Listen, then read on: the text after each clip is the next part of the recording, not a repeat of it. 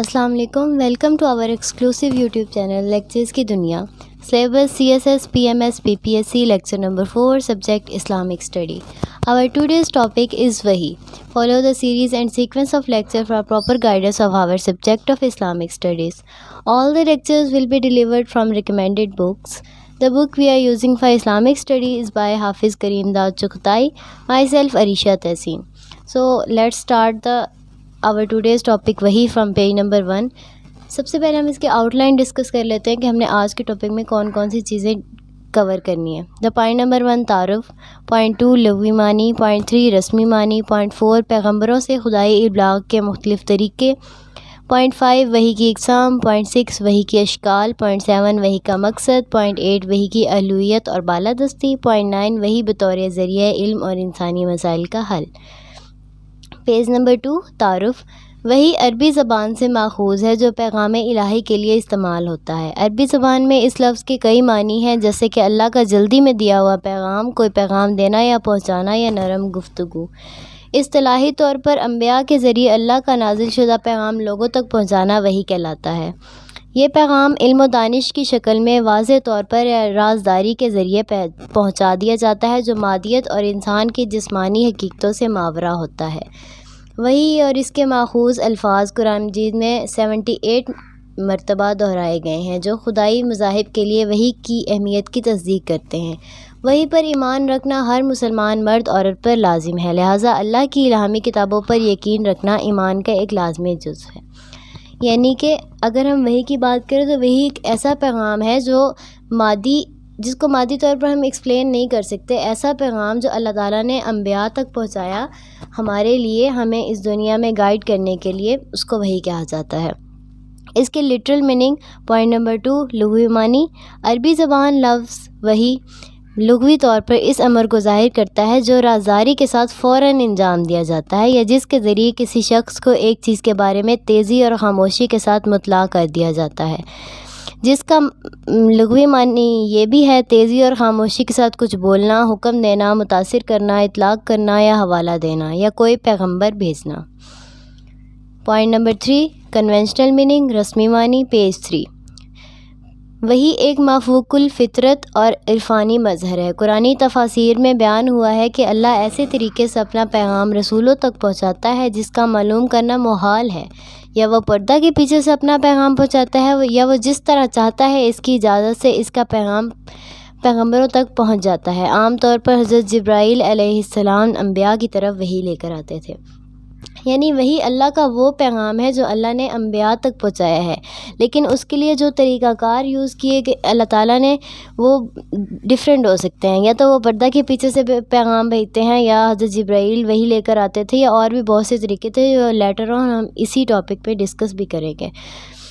تو let's go to the page 4. Point number 2 دوسرے الفاظ میں وحی پیغام الہی ہوتا ہے جو لوگوں کو آگاہ کرنے کے لیے کسی پیغمبر تک بلا واسطہ طور پر یا فرشتے کے ذریعے پہنچایا جاتا ہے. یہ قابل ذکر ہے کہ اللہ کا علم لوح محفوظ پر موجود ہے اور جو کچھ اس میں لکھا جاتا ہے وہی بتدریج صرف وحی کی شکل میں نازل ہوتا ہے. پوائنٹ 3 مشہور فقیہ ابن حجر العسقلانی وحی کی تعریف اس طرح کرتے ہیں کہ شریعت کے مطابق وہ علم جو اللہ اپنے پیغمبروں کو ودیت کرتا ہے. پوائنٹ 4 امام قسطلانی کے مطابق وحی ان معلومات کا نام ہے جو اللہ کی کتاب کی شکل میں یا خوابوں کی صورت میں یا فرشتوں کے وسیلے سے پیغمبروں تک پہنچایا جاتا ہے. پوائنٹ 4 پیج نمبر 5 پیغمبروں سے خدائی ابلاغ کے مختلف طریقے. Different ways of divine communication. اب ہمیں وحی کے مختلف طریقے یا خدائی ابلاغ کے طریقے بتائے جائیں گے کہ وہ کون سے طریقے تھے جس سے اللہ تعالیٰ اپنا پیغام انبیاء تک پہنچاتے تھے. اس زمن میں مولانا صفی الرحمن مبارک پوری اپنی سیرت پر لکھی مشہور کتاب سیلڈ نیکٹر میں درج ذیل آیتوں کا حوالہ دیتے ہوئے بیان کرتے ہیں. اس کا ترجمہ کچھ یوں ہے: اور کسی انسان کا حق نہیں ہے کہ اس سے اللہ کلام کریں مگر بذریعہ وحی یا پردے کے پیچھے، یا کوئی فرشتہ بھیج دے کہ وہ اس کے حکم سے القاء کر لے جو چاہے۔ بے شک وہ بڑا عالیشان حکمت والا ہے۔ اور اسی طرح ہم نے آپ کی طرف اپنے حکم سے قرآن نازل کیا۔ آپ نہیں جانتے تھے کہ کتاب کیا ہے اور ایمان کیا ہے، اور لیکن ہم نے قرآن کو ایسا نور بنایا ہے کہ ہم اس کے ذریعے سے اپنے بندوں سے جسے چاہتے ہیں ہدایت کرتے ہیں، اور بے شک آپ سیدھا راستہ بتاتے ہیں۔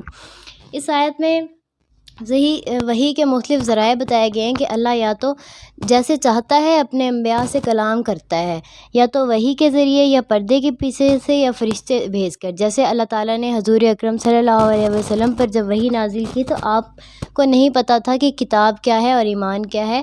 پھر اللہ تعالیٰ نے آپ پر وحی نازل کی تو وہ کیونکہ وہ اللہ تعالیٰ کے محبوب بندے تھے تو اس لیے ان پر وحی نازل ہوئی، اور انہوں نے پھر آگے اللہ تعالیٰ کا پیغام لوگوں تک پہنچایا۔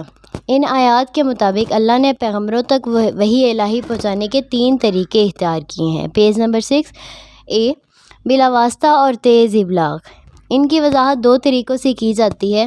1، اللہ کی طرف سے پیغمبر کے دل یا دماغ میں کوئی بات ڈال دی جاتی تھی جس کی بنیاد پر وہ پیغام کی نوعیت کو سمجھ جاتا تھا کہ یا کسی برائی کی وضاحت ہے، یا ممانعت ہے، یا کوئی حکم ہے۔ یعنی اللہ تعالیٰ کی طرف سے جو پیغمبر ہوتے تھے ان کے دل میں ایک بات ڈال دی جاتی تھی، کوئی کام غلط ہو رہا ہے تو آپ اس کو روکیں، تو وہ بھی وحی کی ایک شکل تھی۔ دوسرا طریقہ یہ تھا کہ زبانی یا ادبی ابلاغ، جس میں اللہ کے حقیقی الفاظ انسانی زبان میں بیان کیے جاتے ہیں، اور وحی کا پیغام خوابوں کے ذریعے سے حاصل کیا جاتا ہے۔ جس طرح حضرت ابراہیم نے اپنے بیٹے کی قربانی کا خواب دیکھا۔ جیسے حضرت ابراہیم نے جو ہم قربانی کرتے ہیں، حضرت ابراہیم نے خواب میں دیکھا کہ اپنے بیٹے حضرت اسماعیل کو قربان کر رہے ہیں، تو مقصد یہ تھا کہ اپنی قیمتی چیز کو اللہ تعالیٰ کی راہ میں قربان کرنا، یہ بھی وحی کی ایک شکل تھی۔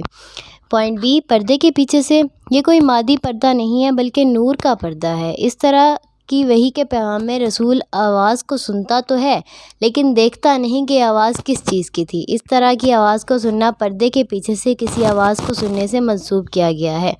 اس طرح حضرت موسیٰ علیہ السلام نے کوہ طور پر جو آواز سنی تھی وہ بھی اسی چیز کی طرف نشاندہی کرتی ہے۔ پیج نمبر 7 پوائنٹ سی، بصریہ سفیر، تھرو اے میسنجر۔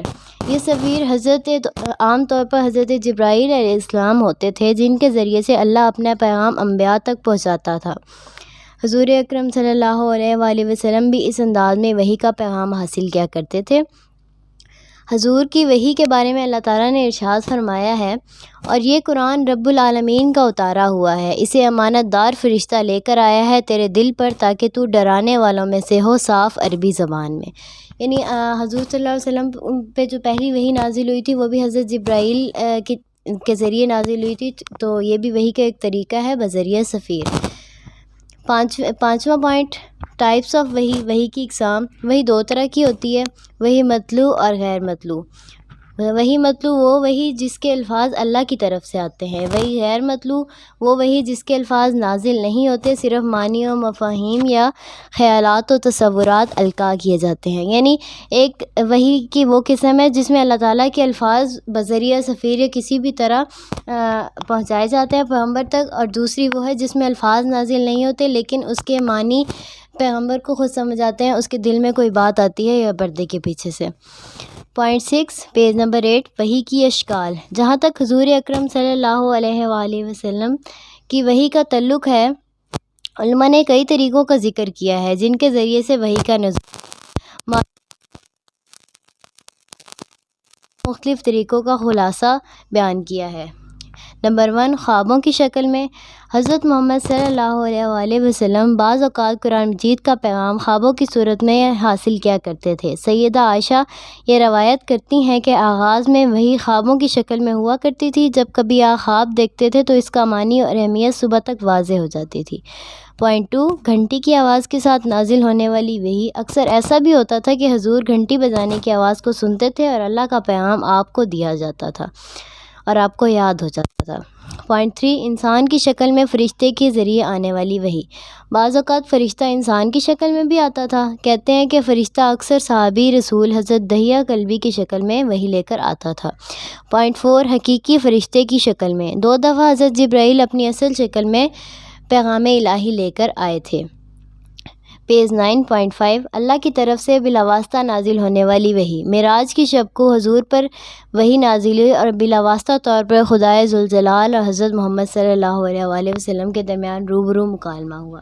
تو یہ سارے طریقے وحی کے طریقے ہیں۔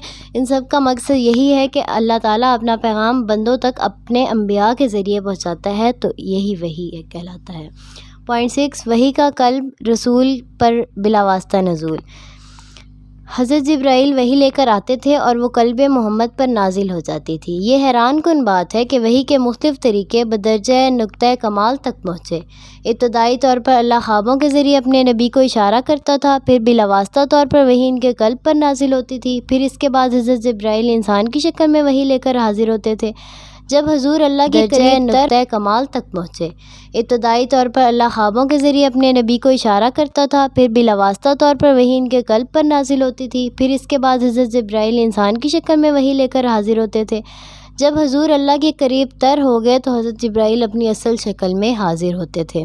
آخر میں اللہ اپنے محبوب پیغمبر کو آسمان پر بلا لیتا ہے اور شب معراج کو بلاواسطہ طور پر ان سے ہم کلام ہوتا ہے۔